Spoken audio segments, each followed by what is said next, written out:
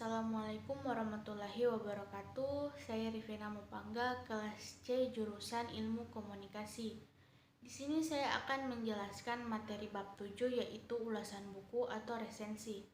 Pada bab 7 ulasan buku terdiri dari 8 subbab yang menjadi capaian mahasiswa. Yang pertama yaitu pengertian ulasan buku, tujuan dan manfaat ulasan buku, jenis-jenis ulasan buku, struktur teks ulasan, formulasi bahasa dalam ulasan buku, langkah-langkah menulis ulasan buku, contoh ulasan buku fiksi, dan contoh ulasan buku non-fiksi.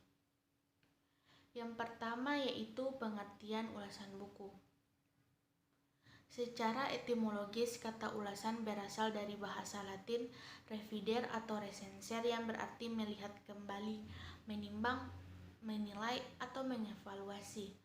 Dalam bahasa Inggris sendiri lebih dikenal dengan kata review, sedangkan di Indonesia ulasan buku lebih dikenal dengan kata resensi. Ulasan buku merupakan hasil kegiatan mengulas, meninjau, menilai, menimbang, mengamati secara detail dan terperinci terhadap suatu karya baik fiksi maupun non-fiksi. Yang kedua yaitu tujuan dan manfaat ulasan buku. Secara umum, tujuan dan manfaat resensi buku yaitu dapat memberikan pemahaman kepada pembaca mengenai ulasan, kelebihan, dan kekurangan isi buku. Adapun tujuan menulis resensi atau ulasan buku yaitu yang pertama memberikan pemahaman komprehensif mengenai suatu karya berdasarkan sudut pandang penulis resensi. Yang kedua, mengajak pembaca berpikir, merenung, dan mendiskusikan lebih jauh fenomena atau problema yang muncul dalam sebuah buku. Yang ketiga yaitu memberi pertimbangan pada pembaca mengenai kelebihan dan kelemahan buku. Dan yang keempat yaitu memberi informasi detail sebuah buku atau karya. Manfaat dan fungsi dari hasil ulasan buku dapat memperkaya wawasan dan memperkuat pendapat terkait dengan kegiatan menulis ilmiah. Yang ketiga yaitu jenis-jenis ulasan buku. Jenis ulasan buku dapat dibagi berdasarkan isi sajian dan media.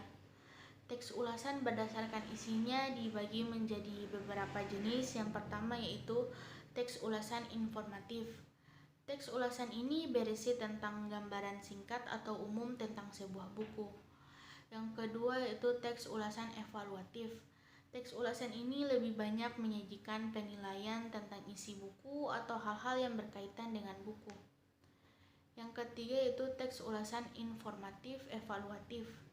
Teks ulasan ini di samping menyajikan ringkasan buku atau hal-hal yang berkaitan penting dengan buku juga berisi penilaian terhadap isi buku atau karya tersebut.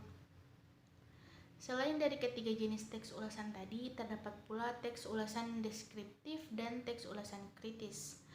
Teks ulasan deskriptif ini berisi tentang gambaran terperinci setiap bagian hasil buku atau karya. Sedangkan teks ulasan kritis berisi tentang ulasan detail yang mengacu pada suatu metode ataupun pendekatan ilmu pengetahuan.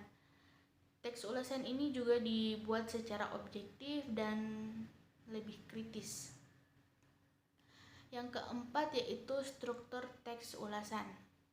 Struktur teks merupakan bagian-bagian yang menopang dan membangun sebuah teks menjadi satu kesatuan yang utuh.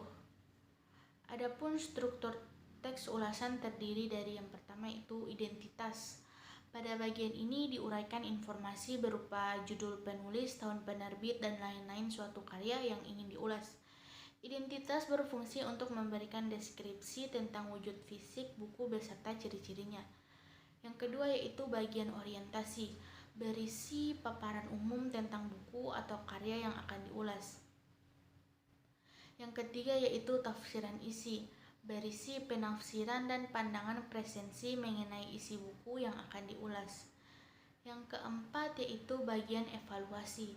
Pada bagian ini diuraikan hasil evaluasi dan penilaian buku atau karya yang akan diulas.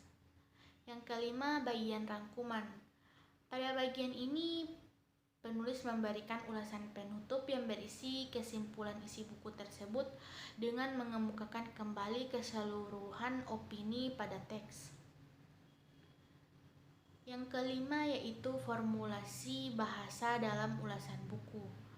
Bahasa yang digunakan dalam mengulas buku harus jelas menggambarkan pernyataan, pandangan, sikap, dan posisi terhadap sesuatu karya atau buku yang dinilai atau direview. Formulasi bahasa teks ulasan selalu mengikuti kaidah kebahasaan seperti isi teks ulasan umumnya menonjolkan unsur karya seni. Yang kedua, menggunakan kalimat opini yang sifatnya persuasif atau menghasut orang. Yang ketiga, menggunakan kalimat perbandingan, mengungkapkan persamaan dan juga perbedaan. Yang keempat, menggunakan kata kerja material, yakni kata kerja yang menyatakan kegiatan fisik atau proses. Yang kelima, menggunakan kata penghubung konjungsi, baik itu konjungsi internal dan konjungsi eksternal. Yang keenam yaitu masuk pada langkah-langkah menulis ulasan buku. Langkah-langkah menulis ulasan buku atau resensi secara umum dapat dilakukan melalui tahapan-tahapan. Yang pertama yaitu melakukan pengenalan terhadap buku, tema buku, identitas penerbit, dan siapa pengarangnya. Yang kedua, membaca buku secara detail dan komprehensif, cermat dan teliti. Yang ketiga, mengidentifikasi dan menandai bagian-bagian buku yang dianggap penting. Yang keempat, membuat uraian singkat atau sinopsis intisari buku. Dan yang kelima yaitu menyusun ulasan dan memperhatikan struktur dan unsur kebahasaan teks ulasan. Dapat disimpulkan di sini bahwa hal terpenting dari penulisan resensi adalah memiliki kecermatan, ketelitian, dan mempunyai nilai manfaat bagi para pembaca. Lalu yang terakhir ada contoh ulasan buku fiksi dan contoh ulasan buku non-fiksi. Salah satu contoh resensi buku fiksi yaitu berjudul Sketsa Rasa Karena Cinta yang Tepat Membuatmu Hebat. Ulasan buku fiksi ini disusun berdasarkan struktur teks ulasan yang berisi identitas buku, orientasi, tafsiran isi, evaluasi, dan rangkuman. Sedangkan salah satu contoh resensi buku non-fiksi yaitu berjudul Tata Kalimat Bahasa Indonesia. Ulasan buku non-fiksi ini juga disusun berdasarkan struktur teks ulasan. Mungkin itu saja penjelasan saya mengenai materi bab 7 yaitu ulasan buku atau resensi. Terima kasih. Wassalamualaikum warahmatullahi wabarakatuh.